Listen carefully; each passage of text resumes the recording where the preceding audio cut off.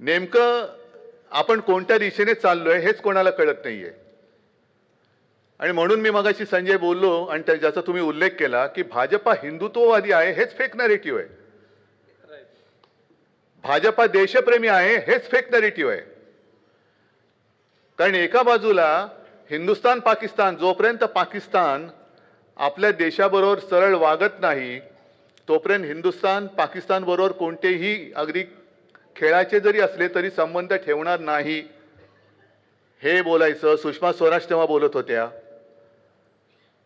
हिंदुत्ववादी म्हटल्यानंतर ज्या बांगलादेशमध्ये हिंदूंचा अनन्वित छळ होतोय, आता तिथल्या बातम्या येणं बंद झालंय. त्या बांगलादेश बरोबर क्रिकेटची मॅच खेळायची, पाकिस्तान बरोबर क्रिकेटची मॅच खेळायची आणि आम्हाला तुम्ही हिंदुत्व आणि देशप्रेम शिकवणार. दुर्दैव काय झालंय की ज्यांचा स्वातंत्र्य लढ्याशी सुतराम संबंध नव्हता, मी काल परवाच्या माझ्या भाषणात सुद्धा बोललेलो आहे, त्यांच्या हातामध्ये देशाची सूत्र गेलेत. कसं कळणार त्यांना स्वातंत्र्याचं महत्व? लढलेच नाही मुळामध्ये. म्हणजे यांचं कसं, म्हणजे एक 4 दिवसापूर्वी संजय सुनील तो आपल्या कार्यकर्त्यांचा एक व्हिडिओ मला दिसला. आजच्या शिबिराचा मेनू काय? वरण भात भाजी पोळी. अरे म्हटलं चिंतन शिबिर आहे की निर्धार शिबिर आहे? हे शिवसेनेच्या शिबिरामध्ये पोळी भाजी.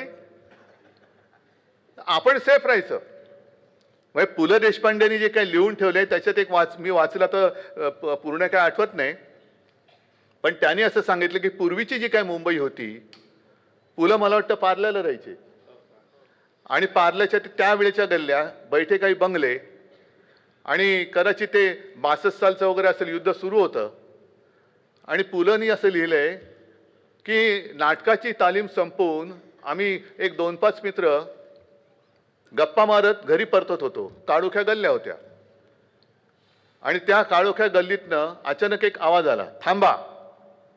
बघितलं इकडे इकडे कोणच नाही. मग पुढचा प्रश्न आला, शत्रू की मित्र? तर आम्ही 1 सेकंद थांबलो आणि सांगितलं शत्रू. मग पुढचा आला एक 2 सेकंदांनी, ठीक आहे मग जा. तर म्हणाल ते कोण होते?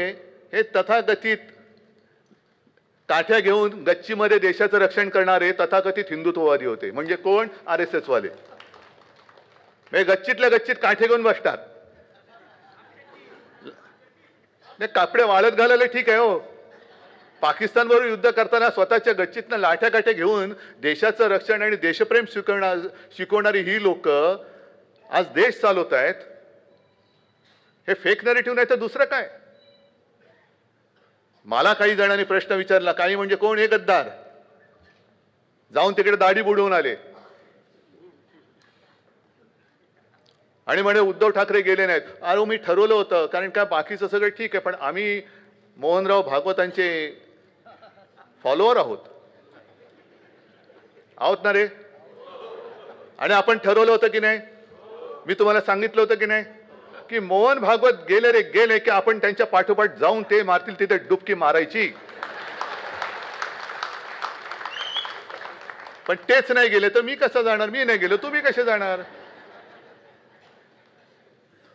स्वतः लोका सांगे ब्रह्मज्ञान, स्वतः कोरडे पाषाण, हे ठणठणीत, आणि लोकांना सांगते डुबक्या मारा.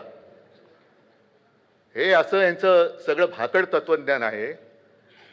ज्याप्रमाणे यांचा स्वातंत्र्य लढ्याशी, देशाच्या स्वातंत्र्य लढ्याशी काही संबंध नव्हता, तसाच यांचा संयुक्त महाराष्ट्राच्या लढ्याशी सुद्धा सुतराम संबंध नव्हता.